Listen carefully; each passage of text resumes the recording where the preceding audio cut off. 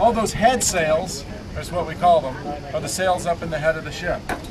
Then we have the square sails on the fore, we have the square sails on the main, and when we go to tack the ship, to turn the ship through the wind, we have to brace these sails around on the yards, change their angle to the wind to move the ship from one place to another.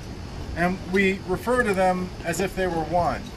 You know, brace the sails on the fore, meaning on the foremast, or brace the sails on the main a certain way.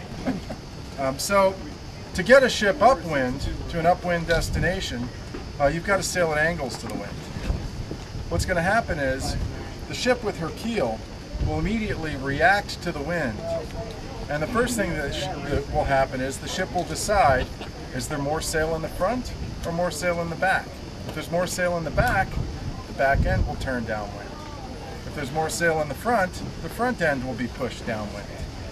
It looks like a lanyard for a come-along is hooked around a topsail foot rope. He's a yard foot. You need to ease away the halyard 1 foot.